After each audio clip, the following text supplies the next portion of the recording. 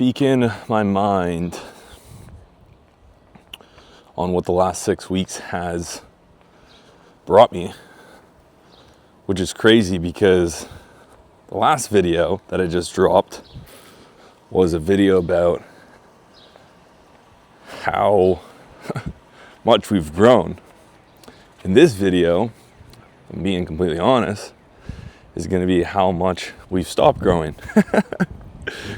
And I've had some really important learning lessons that have come up over the last 6 weeks that I want to share with you guys because it's a really important lesson that I just learned in business.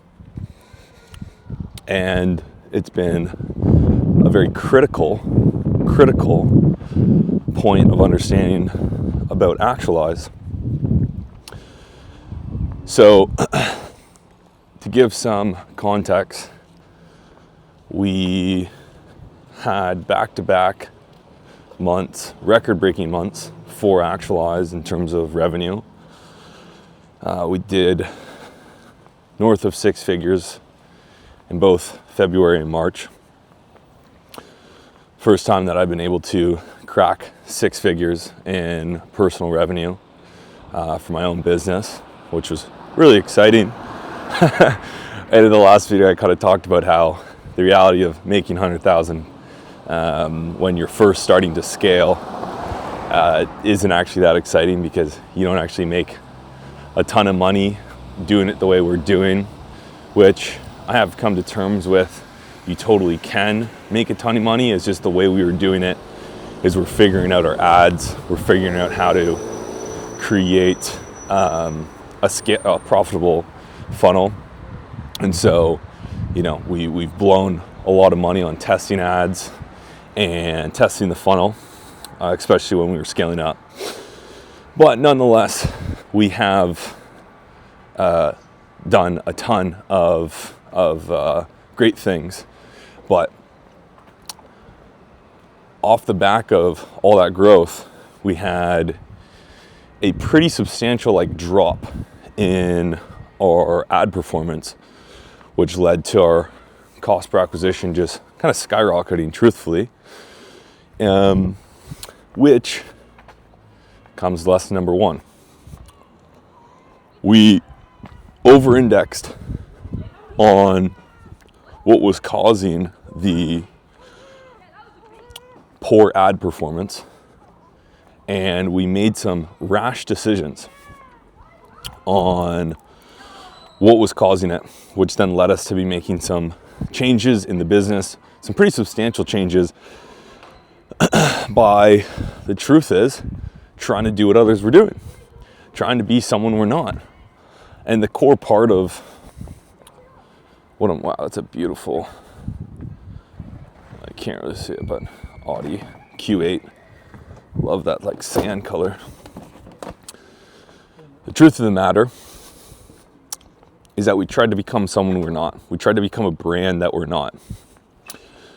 We saw the drop off in ad performance mixed with doing some initial review on what our sales calls were saying with what people were looking for, etc. And we made these rather vague and not that well-educated decisions to change the brand positioning altogether on what actualize is and what actualize is not. In making that change, we as a team felt the misalignment that came shortly after that. And that misalignment caused us to feel not that confident in what we were selling all of a sudden. Even though it was the same offer, just different positioning, different messaging, different ethos that we were trying to step into. And that just wasn't us. We were trying to become, and just to give you some clarity, we were trying to become more of a business community when we're not a business community. Business is a part of what we do. It's a natural evolution in your self-actualization journey that if you evolve enough, entrepreneurship is the natural route. But it's like, why someone's a part of Actualize is to build brotherhood and become their best self. That's it. And when business is part of the conversation, great. We encourage that. I run a business. Many members run a business. But that's not the core premise of what we're doing here, and we tried to make it that. And our story, our skill, our unique presence in this world isn't running a business community. And so when we try to make that pivot, it felt unaligned. It felt unauthentic, which is a really important lesson in building. Especially in the early stages, you're going to go through discovery of where you belong in the market, where you want to belong in the market, what category you want to own. And I've gone through this a number of times. Once, when I went viral on Instagram, and a bunch of people wanted me to do a bunch of different things, but I started to do it, felt weird. I'm like, whoa, I'm here to serve men. I'm here to serve young men. Okay, back to that. Then when I went to go and build Founders Club with Aaron and Chris, which was an amazing opportunity, and I don't regret a single thing about that. That was such a foundational part of me launching my own community and making the pivots that I did in Above Men, now Actualize. But it was a distraction towards my bigger mission and towards what's authentic to me. And now even within Actualize, the distractions are, do we focus on this or do we focus on that? Do we offer this? Do we offer that? Are we about this or are we about that? And we believed that we should lean deeper into business. And although business is really important, our messaging and our brand positioning and our mission and vision doesn't start with business. It starts with the man. It starts with your life and the aim of becoming all that you can be. So I felt out of alignment. And when you feel that, you have really two options. You can ignore it and continue to go down a path that isn't authentic to you, and you know what's going to happen is you're probably going to struggle. You're probably going to not enjoy what you're doing. You're probably going to feel a bit of imposter syndrome. You're probably not going to feel that empowered. Or you can listen to yourself. You can listen to the voice inside of you, how the market responds. You can listen to the people around you. And you can swallow your pride. You can have some humility and say, hey, I don't know everything. Hey, this is a startup. Even if it wasn't a startup, hey, we make changes. We make the wrong decisions. We're not perfect. And be willing to go back. Be willing to be wrong. And so that's what we did. Is I was telling the guys when we came to this conclusion is that we basically, like on a Word doc, you know, you go into version history on a Word doc and you just restore a previous version. We basically are just doing that. We're reverting back to where we were because what we had was working, but comes the next lesson. So why did we make the change that we did? Well, it was because we tried to make a decision off of gut feel, off of a group consensus versus data. And we even fooled ourselves by taking some data. We took some data and then we sold ourselves on the decision by backing up a couple biased points of data. I think there's a more like fancy word for it, but I forget what it's called. Basically like you're being selective with the data you use and don't use. which then led to us like taking a couple pieces of data, informing and using that as confirmation bias to say like, oh yeah, the story we have in ourselves or in our head, the story we're using, yeah, like that is actually like the case because look at this one data point. So what we realized is we weren't actually looking at the data as much as we needed to. And the way we were positioned in the market was so fucking good. It was so good. And so we're going to return to that. Return to the original, return to the authentic. Because that's who we are at the end of the day. And we can deny it, but it will come out through our actions, through our team.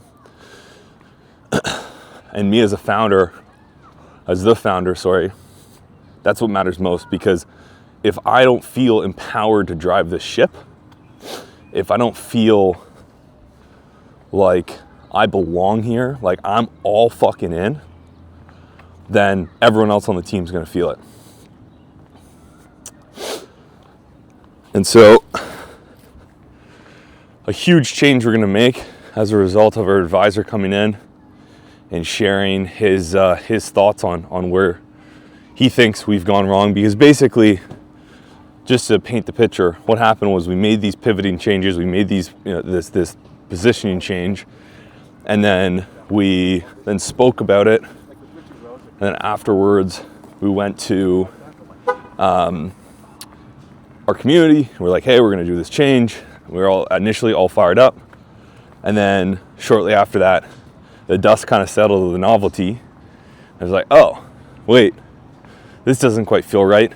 But we relaunched ads in the hype of it with this new brand messaging. And leads start rolling in.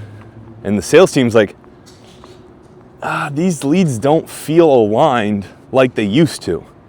So now we're starting to attract leads that aren't fit for our product. And we have this brand positioning that doesn't feel right with myself and the team. And so in doing so, we brought on one of our advisors, filled him in on the situation.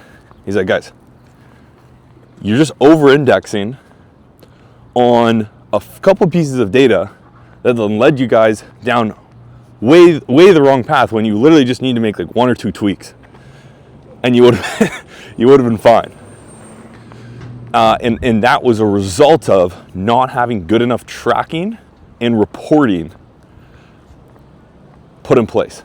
We weren't held, the team on an individual level wasn't held to a high enough level of accountability, mixed with poor tracking and reporting across the sales and marketing.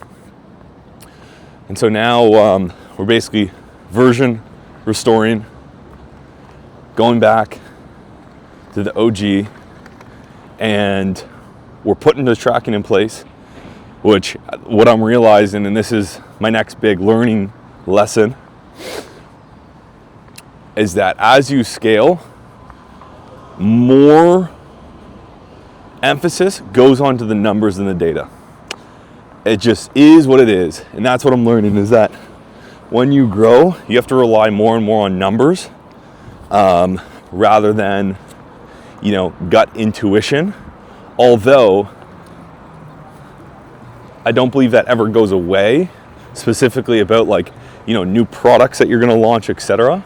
But when it comes to what is the problem, what's actually happening when it comes to bottlenecks in the business, I think it's data that's always going to win at scale. Because if you have things that are working and then all of a sudden things stop working, it's the numbers that are going to show itself versus your gut feel. So we're really going to implement that, and that's not something that I've really been, I would say, particularly attuned to. I'm very much a visionary and head in the sky, want to just create and think. And this is really grounding me and the team to say, oh, you know what, we really got to put an emphasis on this. So learning curve, and that's the beautiful part of it. When you're playing the 50-year game, all of this stuff is just such invaluable data, because it's not about, oh, look at, we're failing. You're not failing, you're just fucking learning, bro. You're just making iterations Like it would be a failure if tomorrow you had to stop playing the game. But because you're just never going to stop playing the game, this is just another data point that you have earned the right to learn. What a perspective shift. You have earned the right to learn this lesson as a result of spending now hundreds, maybe not hundreds of thousands, but between $100,000 and $200,000 of ads, generating like 7,000 to 8,000 leads, and having all of this data. You have earned the right to learn these lessons. You've earned the right. So that's been huge. Last piece I want to emphasize, and I really want to bring this point home for you, the viewer, my brothers, is that you got to play your cards. You got to write your own story. You got to know what your strengths are. What are your superpowers? And you got to build around that. And don't fucking look at someone else's story, someone else's strength, someone else's this vision, and try to build what they're building, because you're gonna fucking lose. And I'm not saying that from a sense of like that's what I did. I have in the past, and this was like a small microcosm of that. But I'm just on the flip. I'm just so bullish on staying in your authentic pocket. And I really think the name of the game is removing the layers that hold back your authentic self. Because the truth is, it's already there. You have that inside of you. You have the superpowers inside of you. They aren't to be going found, but rather to be discovered within. And in doing things like this, going out into the world and seeing the world as a forge that melts down, that chips away at the marble, that reveals the best version of you. Wow, what an opportunity. So I'm so bullish on figuring out what your authentic self wants, what your authentic self is the best at, and the thing that no one else can do. And in the time of AI and just commoditizing everything, the thing that's left is authenticity and that human touch. There's a reason why the guys at the top look so unique and distinct amongst one another. They'll have the same results. They'll have millions and billions of dollars, but if you look at all of them, they're so unique. And it's, some of them might look similar, but when you look at them, they all got there in a radically different way. I was listening to a podcast about this concept and how, Warren Buffett and this guy Jimmy something, another like billionaire in the financial industry, got to become billionaires in radically different ways. But they still got to the same end result of billions of dollars in the financial industry, but they did it in such a radically different way because they stayed authentic to them. Warren Buffett was never the one-shot wonder guy. He wasn't the one that was going to hit it big. He's just chipping away because he knew that was him. That was how he operated. So this is just a reminder to myself that stay in your fucking lane, bro. Not in the sense of territorial, from a sense of that's what's going to serve you and the world the best, is when you stay in your lane, when you figure out over and over and over again at the most nuanced level, what is the most authentic version of you look like, feel like, act like, what do they build, what do they create? And when you can figure that out and stay focused on that and just let time compound on that, bro, you're gonna live an extremely fulfilling life. You're going to feel like you are closing the gap between who you're capable of being versus who you're actually being more and more often. You are going to just love what you do, and you will be world-class, if not the best at it. And that takes time. So a return in actualize back to our core ethos after allowing ourselves to get slightly distracted in such a small glimpse, such a small, like, it's so small in the grand scheme of things. Like, again, 6 weeks for the rest of the year. Like, come on, dude. Or not the rest of the year, the rest of my life. And I'm sure this is gonna happen many, many times over. That's all good, you know? So, yeah, we got some exciting months ahead. We got lots to build on. But this has been a great realization and another opportunity to level up, use the data that we have at our disposal to sharpen ourselves on an individual levels across the team, but then as a collective, and then, you know, re-clarify that back to the community and just, you know, tell the authentic story. And so, you know, if you're a part of Actualize right now, I appreciate you listening. And again, I say this often on the all hands and when I drop messages into the group that, guys, we're not perfect. We're learning. We're trying to figure out what you guys want as a collective, and that changes as the community grows. And we're going to do our best to continue to figure out the best solution to provide the best community for who we're really serving, which is young men and men in general. Point blank period, whether you're an entrepreneur or not.